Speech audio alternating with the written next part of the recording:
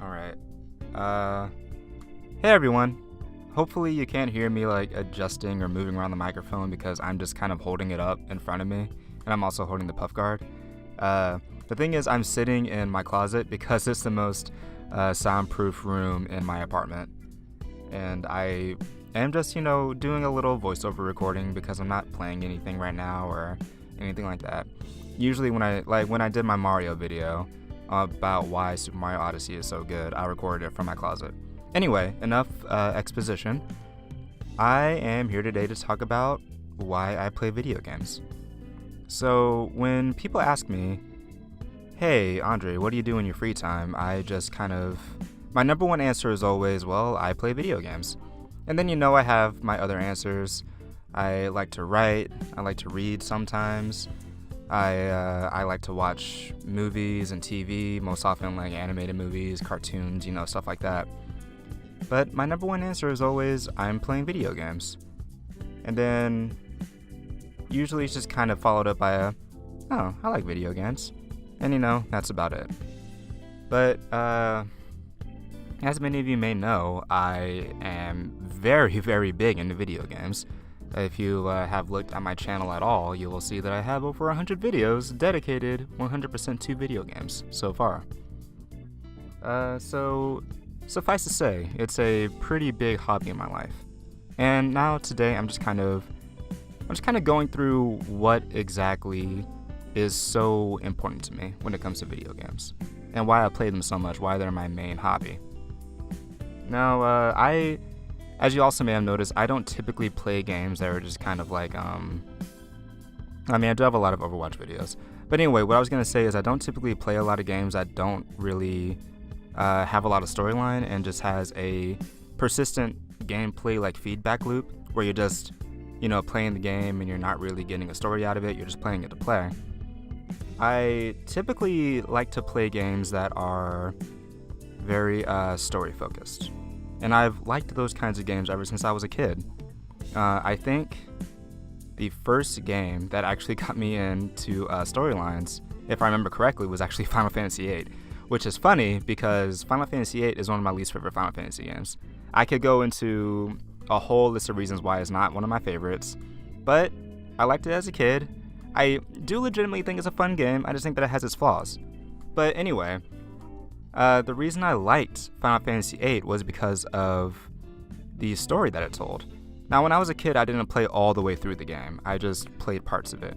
And, the parts that I did play were just super cool to me. Like, at the time, this was 1998 or something like that. The graphics were so cool to me.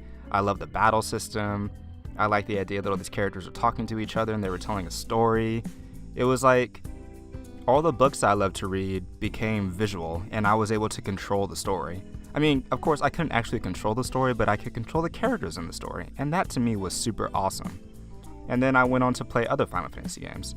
As a matter of fact, I owned a PS1 exclusively to get Final Fantasy 7, 8, and 9, all three of which I played on that PS1, and those were the only games that I ever got for that system. And then one of the first games that I got for the PS2 was Final Fantasy X. And Final Fantasy X was such a huge deal to me because there was voice acting for the first time in Final Fantasy.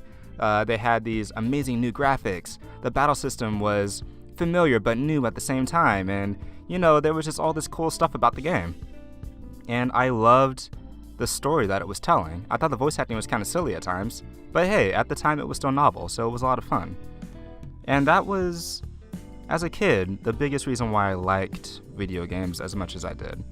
I liked being able to experience stories that I'd never seen before. And it really got my creativity jogging when I was little. As a kid, I was always interested in writing, and I was always interested in telling stories, even as far back as kindergarten. I remember, this was all before I ever realized I wanted to be an actor, but I remember winning the first place ribbon for best storytelling in my kindergarten class. And it was for when I told the story of the Three Little Pigs. And if I remember correctly, everybody liked my rendition of that story so much that every single time we had a storytelling moment in the class, the other kids would just say the Three Little Pigs. We just kept repeating that story over and over and over again. And it started with me, if I remember correctly.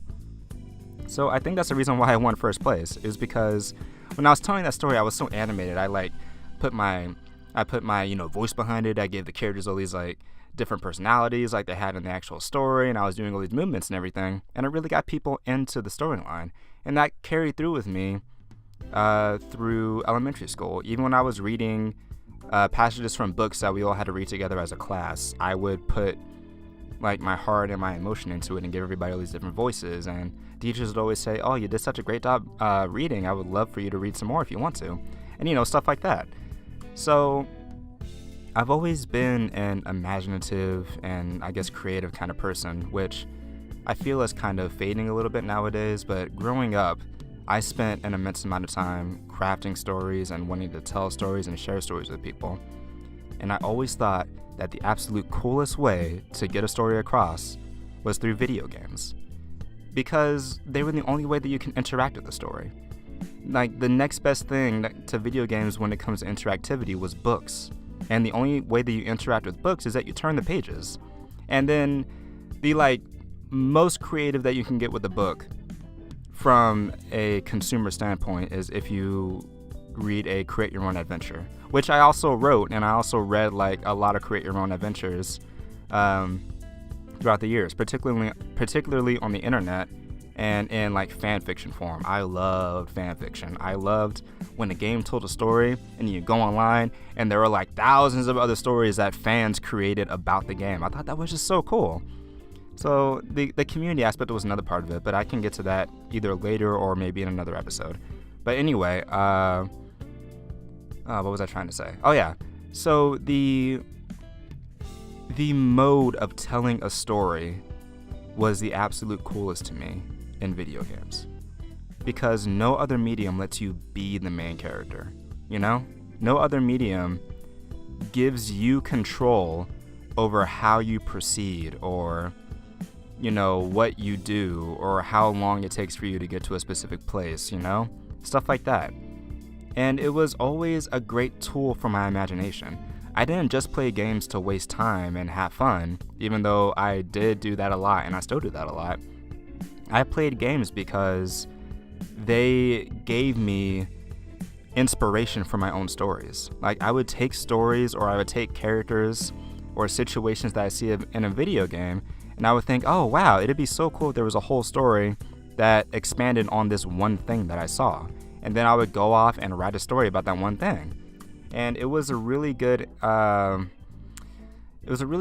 bridging point, I guess, for my mind, because I would probably have maybe the shell of an idea, and I would play a game for a little bit, and then I would see something in the game and it would be oh, wait a minute, I could use this thing with the idea that I had, and then I could have a whole little story, and then I would just go off and write the story.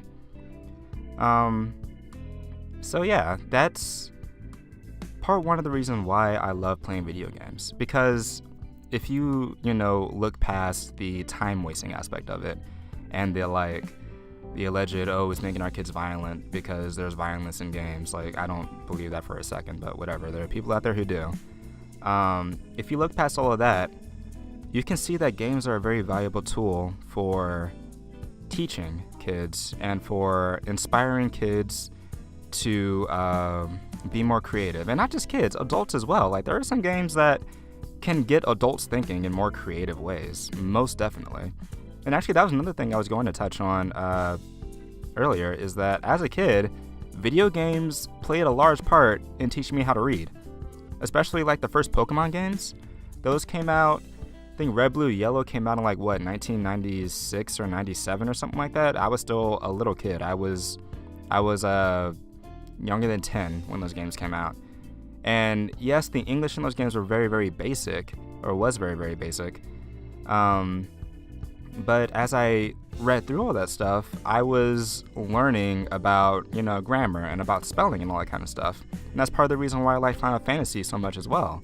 Every Final Fantasy game, even though localization back then was kind of spotty, taught me about, things like sentence structure and, subjects and verbs and predicates and all that kind of stuff in a more fun and engaging way than, a classroom ever did. It's I learned about the technical aspects of a sentence in the classroom, but I would see them in action in a video game that I got to play for fun.